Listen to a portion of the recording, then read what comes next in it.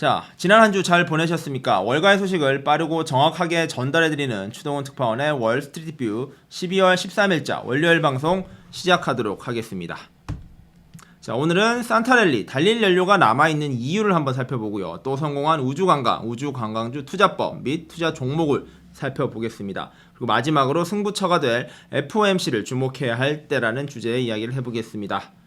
자, 첫 번째 주제는 산타랠리를 달릴 연료가 남아있는 이유에 대한 기사를 좀 분석해봤습니다. 산타랠리 이게 뭐죠? 아시죠? 연말까지 주식이 계속 달려가는, 뉴욕 증시가 달려가는 현상을 산타랠리라고 하는데, 그 랠리가 달려갈 연료가 남아있다고 합니다. 어떤 이유 때문에 그렇게 보고 있는지 뉴스를 통해서 한번 분석해 보겠습니다. 자, 제가 저기 야후 파이낸스에서 기사를 가져왔는데요. 여기에서 나온 것에서 좀 4가지 이유를 들어서 그 이유를 분석하고 있습니다. 첫 번째는 50일 이동 평균선을 지킨 지수라는 주제입니다. 지난 블랙 프라이데이 이후로 주가가 뉴욕 증시가 쭉쭉 빠졌죠. 일주일 동안 빠졌는데 그 하락세 동안에 S&P 500과 나스닥 지수를 살펴보니 50일 이동선을 지켰다라는 것이 확인이 됐다는 거죠. 전통적으로 50일 이동평균선은 기관에서 이렇게 버텨내는 선이라고 합니다. 기관 투자자들이 50일 이동평균선을 예의주시하면서 이 선이 무너지지 않도록 돈을 태우고 돈을 빼고 이런 현상이 계속 목격되어 왔고, 이게 역사적으로 반복되어 왔는데 이번에도 지켜보니 50일 이동평균선이 지켜졌다는 거죠. 그렇다 보니까 이거는 기관 차원에서도 더 떨어뜨리면 위험하다라는 걸 인지를 했다는 것이고, 이러한 이유로 지켜진 50일 이동 평균선이 향후 연말까지 산타랠리를 하는데 굉장히 큰 의미가 있다라는 거죠. 여기도 보시면 아시겠지만 그런 내용이 여기에 있습니다. 최근에 하락 중에 S&P 500과 나스닥 지수는 50일 이동 평균선을 지켜냈다라는 겁니다. 이게 전통적으로 이제 기관들이 지켜내는 영역이라는 것이라는 기사 내용이 있습니다. 테크니컬리 기술적으로 봤을 때 먼저 산타랠리가 갈 수 있는 첫 번째 이유라는 거죠. 자, 여기에 그 내용이 그림으로 입증이 됐습니다. 요 시기들이 S&P 500이 50일 이동평균선을 지켜냈던 구간들입니다.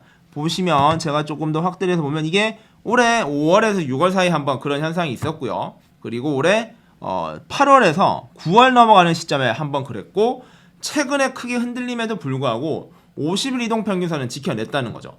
요런 것들이 지켜내졌는 걸 봤을 때 더 지수들이 붕괴될 가능성이 없다라는 것이 기술적인 분석으로 그렇게 가능하다라는 것입니다. 자, 50일 이평선이 중요한 이유는 바로 아까도 말씀드린 대로 50일 이동 평균선은 중기 지수의 전망을 잡아주는 바로미터이기 때문입니다.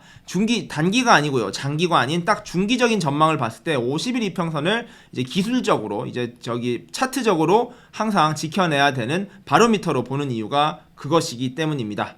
자, 그렇기 때문에 폭락 위기를 벗어난 뉴욕 증시라고 지금 평가를 한 이유가 그 일주일 동안 무너지는 와중에 50일 이평선이 지켜졌기 때문이죠. 과거 기사인데 보시면 밀러 타박이라는 뉴욕의 전문가께서도 S&P 500이 50일 이평선을 지켜야 하는 까닭에 대해서 설명을 해놓고 있습니다. 이것이 굉장히 중요하고, 이것을 놓쳤을 경우 굉장히 큰 상처로 돌아온다라는 내용이죠. 그만큼 50일 이평선이 중요한데, 지난 일주일간의 하락을 좀 돌아가서 분석을 해보니 이렇게 50일 이평선이 지켜졌다라는 것이 이번 내용의 핵심인 것이죠. 자, 두 번째로 산타랠리가 가능한 이유, 바로 전통적으로 강해왔던 시즌성입니다. 시즌적인 성격이 그렇다는 건데, 산타랠리란 말이 나온 이후부터도 마찬가지죠. 산타랠리는 정말 성탄절을 전후해서 뉴욕 증시장이 훈풍이 부는 기간을 산타랠리라고 하는데, 전통적으로 이런 산타랠리는 역사적으로도 계속 관측되어 온 현상이라는 거죠. 특히 11월, 12월, 1월이 전통적으로 강했던 3개월이고, 그 중에서도 12월 15일, 이제 다가오는 15일이죠. 15일 이후 연말까지는 이런 경향이 가장 강한 시즌이라고 합니다. 근데 이것도 역시 시즌과 역사를 계속 분석을 해보니 나온 내용이라고 하고요. 보시면 그 내용이 이렇게 담겨져 있습니다. 자, 이런 거를 차트로도 확인할 수 있는데, 보시면 아시겠지만 평균적인 12월의 지수입니다. 보시면 눈으로 보시면 이게 1단위의 이제 지수의 등락을 표시한 건데, 12월부터 역사적으로 1950년부터 지금까지니까 71년치 통계입니다. 71년의 통계를 봤을 때 1월 2일, 3일, 4일 했을 때 보시면 바닥을 친 날이 없습니다. 12월은 모든 날이 사실 상승을 했다는 거죠. 평균적으로요. 그러니까 어떤 해에는 떨어졌고 어떤 해에는 올라갔겠지만 70년의 평균을 내보니 데일리로 봤을 때 모든 S&P 500의 지수는 상승을 했다는 겁니다. 그런데 그 경향성이 보시면 아시겠지만 15일을 지나가면 더 올라가죠. 그 폭이 0부터 상승폭이 초기보다 12월 15일 전보다 더 큽니다. 요 짙은 파란색 선입니다. 파란색 선이 평균 12월이고요. 그리고 요 옅은 파란색을 보시면 11월 말이 작년 대비 20% 이상 올랐을 때, 11월이 많이 올랐을 때 12월이 어떻게 됐느냐 봤더니 요게 11월 30일이 여기 있겠죠. 11월 30일까지가 작년 대비 20% 오른 거예요. 11월 장이 좋으면 되려 보시면 아시겠지만 연한 파란색이 좀 지지부진합니다. 되려 그렇게 앞장이 좋기 때문에 조정이 있다는 거죠. 이렇게 조정이 있다가 보시면 15일부터 다시 또 올라가는 경향성은 평균에 수렴하고 있다는 거죠. 즉 11월 달이 너무 좋아도 12월 초에는 약간 조금 조정이 오고 결국에 12월 15일 이후에는 산타 랠리가 시작된다는 거죠. 저희가 지금 이제 한국 날짜로 13일이니까 여기죠. 지금 오늘이 여기인데 여기 이후로 보면은 어떤 경우에도 지수들이 상승을 해 가 있다는 거. 이게 좀 재미있는 포인트죠. 자, 반대로 11월이 네거티브, 11월이 장이 안 좋았을 때 과연 어땠는지를 한번 살펴보자는 거죠. 11월이 만약에 안 좋았어요. 안 좋았으면은 그때는 요 빨간색 선인데 안 좋았더니 12월에도 계속 좀 안 좋습니다. 더 안 좋죠. 더 안 좋다가 이때는 더 빨리 반등을 하는 거죠. 12월 5일만 돼도 반등이 시작되는 겁니다. 왜냐하면 11월이 안 좋았기 때문에 그 부진한 수치를 만회하기 위한 반등이 더 빨리 이루어진다는 걸로 해석할 수 있겠죠. 그런 식으로 12월 15일부터 그냥 5일부터 해서 쭉쭉 올라서 약간 부진하다가 역시 12월 15일을 넘어서는 시점부터 더 많이 뛰는 거죠. 자, 그러면은 이런 지수를 바탕으로 올해 한번 적용을 해볼까요? 올해 블랙 프라이데이에 지수가 빠지기 시작했습니다. 즉 10월 11월 달이 굉장히 위태위태했었죠. 그랬었는데 결국엔 그런 위태위태한 이후의 지수를 보면 12월 초에 안 좋았다가 이제 올라가는 그 형국을 하는 요 빨간색, 노란색 그 그림이 될 거라는 거죠. 근데 어떻습니까? 12월 초까지 계속 부진하다가 지난주부터 해서 지금 반등이 되고 있죠. 즉 11월에 부진했던 지수들이 반등했던 노란색 패턴을 지금 따라가고 있는 겁니다. 소름 돋게도 굉장히 비슷하게 따라가고 있는 거죠. 자, 한번 깨끗하게 보겠습니다. 네, 11월 초에 11월에 안 좋았을 때는 이렇게까지 부진했다. 이때부터 올라갔는데 공교롭게도 지금 올해 12월에 지금 지수가 반등하고 있는 타이밍이 여기서부터죠. 지난 한 주 동안 지수들이 많이 올랐습니다. 그랬으면은 그 다음 그림은 어떻게 연결되고 있는 거죠? 15일 이후에 큰 폭으로 상승을 하고 있다는 거죠. 자, 이거는 어쨌든 간에 과거의 역사를 통해서 보는 거니 올해가 정확하게 일치한다라고 말할 수 없지만 전통적으로 강해왔던 시중의 성질을 살펴봤을 땐 12월 15일 이후에 상당히 올라갈 가능성이 있다는 겁니다. 물론 올해는 코로나 바이러스라는 굉장히 큰 변수가 생겼고요. 그리고 역대 최고가를 돌파하고 있다는 예외성이 있기 때문에 이러한 원칙들이 어떻게 적용이 될지는 지켜봐야겠지만 그냥 과거를 통해서 분석을 해봤으면은 15일 이후에는 올라간다. 이게 눈에 보이긴 한다는 거죠. 재미있죠. 자, 이제 세 번째를 보겠습니다. 세 번째는 이제 강력한 대장주의 리더십을 살펴볼 만하다는 거죠. 현재 마이크로소프트, 구글, 테슬라 등 시장을 뉴욕 증시를 이끌고 있는 주요 기술주들이 역사상 최고가를 계속 이어가고 있습니다. 사실상 뉴욕 증시의 리딩을 이러한 테크주들이 하고 있다고 해도 과언이 아니죠. 마이크로소프트, 구글, 테슬라 등이 테슬라도 1000불이 넘었고요. 마이크로소프트도 역대 최고의 실적을 내고 있는 등 굉장히 각 기업마다도 긍정적인 뉴스가 많습니다. 그리고 그 중에서도 특히 애플이 최근에 크게 주목받고 있죠. 애플은 시총 3조 달러 앞두고 있고 반도체주 역시 성장성이 아직도 매우 높다 이렇게 보고 있다는 겁니다. 여기에 세미컨덕터 주가 있죠. 이런 주식들이 다 좋기 때문에 이러한 대장주들이 잘 나가고 있는 장은 아무래도 흐름이 좋아 보인다라는 걸로 해석을 할 수 있을 것 같고요. 자, 그 중에서도 지금 대장주 바로 애플의 이야기입니다. 애플은 지난주 금요일에 역대 최고가인 179.45달러를 기록했습니다. 매우 높은 숫자죠. 시가총액으로 2조 9,179억 달러인데 한국 돈으로 3,300억 원입니다. 이제 3조를 눈앞에 두고 있는데 과연 3조를 돌파할 수 있느냐, 언제쯤이냐, 이게 지금 뉴욕 시장의 가장 큰 관심사입니다. 자, 요게 계속 올랐죠. 계속 올라서 현재 최고가를 형성하고 있습니다. 이렇게 기술주들이 흔들림 없이 계속 나아가 주면서 후배들 그리고 동생들 끌어주니까 지금 이러한 뉴욕 증시의 흐름 더 좋을 수 없을 정도로 좋다라는 이야기가 나오는 것이죠. 자, 마지막으로는 심리입니다. 심리가 뭐 어떻게 좋다 나쁘다의 이야기보다는 흐름에 대한 이야기인데요. 자, 투자자들이 지수에만 투자하진 않는다. 이런 게 핵심이었습니다. 그게 무슨 뜻일까요? 투자자들이 지수, 즉 뭐 ETF라든지 대표 지수에 평균적인 투자를 하기도 하지만 대형주에 투자해서 더 좋은 성과를 거두기도 하고요. 반대로 소형주나 성장주에 투자를 해서 문제가 생길 수도 있다라는 것이죠. 즉 지금 이렇게 흔들리고 있는 장은 분빈만큼 흔들리고 있는 상황이라는 겁니다.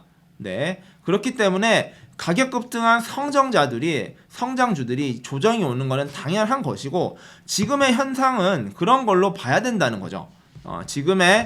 지금 조정은 그런 현상을 봐야 되는 거지 굉장히 폭락이 예상되어 있고 엄청난 하락이 예고되어 있다라기보단 자연스러운 투자 상황에서 이렇게 많이 오른 상황에서 개인 투자자들이 조금 떨어졌을 때는 또 많이 심리적으로 흔들리면서 좀 더 빼기도 하고요. 그런 흔들림 정도인 것이지 이게 대단하게 큰 장을 흔들 만한 변수나 코어인 핵심 연수는 아니다라는 것이 네 번째 내용입니다. 자, 정리를 한번 해볼게요. 즉 기술적인 요소로 봐도 50일 이평선이 지켜지고 있고요. 그리고 계절성을 봤을 때도 충분히 좋은 상황이고, 그리고 조정장의 심리가 반영되어 있다고 봤을 때 현재 장은 큰 위험해 보이지 않는다라는 거죠. 즉 12월 말까지는 조금 마음을 편하게 먹고 이제부터는 2022년을 바라보면서 투자를 결정할 때다라는 것이 이 기사의 핵심입니다. 어떠신가요? 좀 내용에 대해서 공감을 하시나요? 최근에 오미크론은 여전히 미국에서도 큰 변수입니다. 뉴욕도 마스크가 의무가 아니었었거든요. 다시 선택이 됐었는데 다시 의무화 됐습니다. 그리고 뉴저지라든지 많은 주에서도 새로운 확진자 수가 역대 최고를 기록하면서 1단위 확진자가 11일자로 12만 명이 넘었습니다. 이처럼 오미크론 변수가 계속 커지고 있음에도 불구하고 뉴욕 증시에서는 뉴욕 최소한 증시에서는 그런 것이 큰 변수가 아닐 것이다 라고 보고 있다는 겁니다. 자, 두 번째 이야기 한번 해보겠습니다. 스페이스 X를 못 사는 당신이 투자의 우주 기술주에 대한 이야기를 해보겠습니다. 자, 스페이스 X는 비상장주죠. 뭐 다들 아시고 계시겠지만 그렇다 보니까 우주 탐사, 우주 관광주들이 요새 주목받고 있는데 스페이스 X가 비상장사하다 보니까 주식 투자를 못하니까 이 부분에 대한 이야기를 좀 하고 있습니다. 자, 요 이야기를 왜 가지고 왔냐면은 요번 주죠. 미국으로는 요번 주 금요일에 세 번째 우주비행 성공한 블루 오리진 소식이 굉장히 뉴스가 됐습니다. 자, 블루 오리진은 제프 베조스, 아마존의 창업자가 가지고 있는 회사고요. 11일 날 우주 여행을 성공적으로 마쳤습니다. 이제 뉴 셰퍼드가 민간인 승객 6명을 태워서 여행한 후 무사귀환한 거죠. 한번 그 내용을 살펴보겠습니다. 자, 간단히 사진으로 볼게요. Hey, Tristan!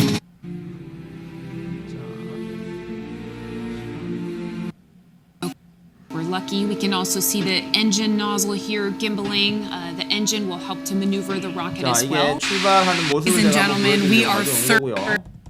6-1.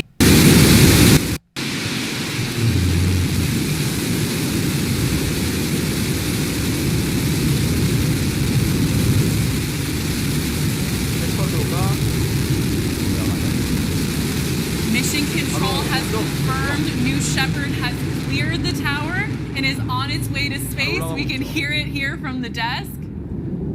이렇게 올라가서 If you're following along with us, you can see on the lower left side of your screen that we're gaining speed as New Shepard lifts off towards space with a full capsule of 6 humans for the very first time. 6명이 탑승했다고 하고 있고요. Noticing that altitude bar also on the bottom of screen.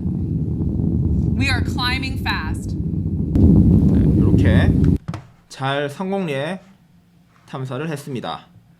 자, 보면은 방송 진행자와 최초 우주인의 딸 등이 탑승을 했고, 요 두 명이 초청받아서 무상으로 탑승을 했고, 4명은 뱅커 쪽이랑 투자자 쪽 이런 쪽에서 4명은 유료로 탑승을 해서 다녀왔습니다.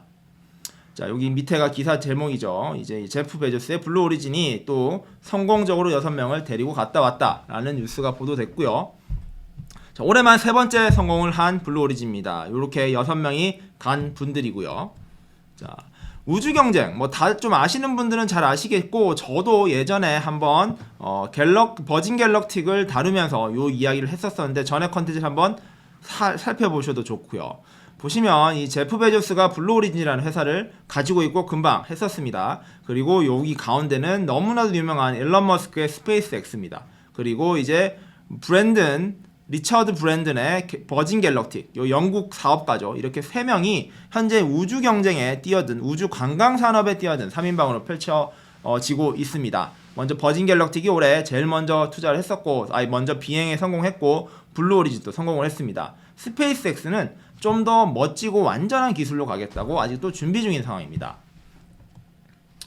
자, 성장 기자되는 우주개발 요즘에 이야기 많이 나오다 보니까 아시는 분들은 아시겠지만 왜 이게 성장이 기대되느냐, 이런 이야기를 좀 해보려고 하는데, 자, 우주관광 시장 규모는 2030년이 되면 40억 달러까지 성장할 것이라고 해요. 굉장히 큰 규모로 성장을 할 것이고, 이제 우주 관광을 포함한 우주 경제 규모는 9천억 달러까지 성장을 한다고 합니다. 엄청나죠?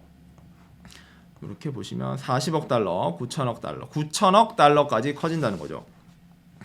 자, 우주 관광은 이러한 우주 개발, 그러니까 40억 달러는 그 중에도 3발의 피고 9천억 달러 규모로 커지는 시장에 마중물 역할을 하는 것이 바로 우주 관광이라는 겁니다. 우주 관광 개발에 우리 세계를 대표하는 기술 기업들이 다 뛰어들고 있고, 대표 기업들이 뛰어드는 이유가 바로 큰 마켓을 잡기 위한 초기 투자를 엄청나게 하고 있다는 거죠.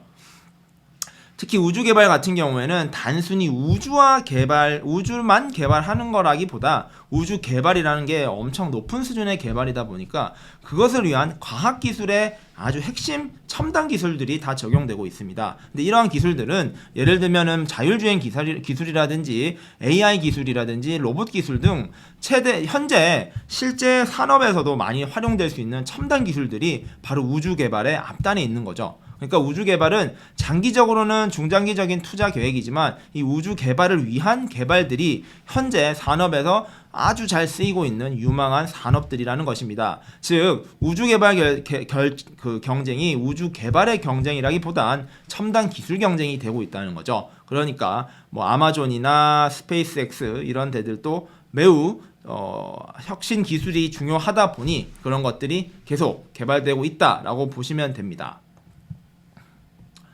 자, 스페이스X 아시다시피 금방 말씀드렸다시피 비상장 회사인데요. 그러다 보니까 이 회사에 투자하고 싶은 사람들이 투자하기 힘들다, 이런 아쉬움이 있는 거죠. 스페이스X는 테슬라의 이제 핵심 테슬라를 보유하고 있는 이제 앨런 머스크의 우주 회사고요. 관련돼서 이제 비슷한 상장 계획들이 나오곤 있지만 현재는 테슬라의 지금 앨런 머스크 자체가 크게 상장 계획이 없다라고 이야기를 하고 있는 상태입니다. 그래서 오늘 가져온 뉴스가 요것인데요. 스페이스X를 살 수 없는 여러분들이 보면 좋은 것들이라는 주제의 뉴스였습니다.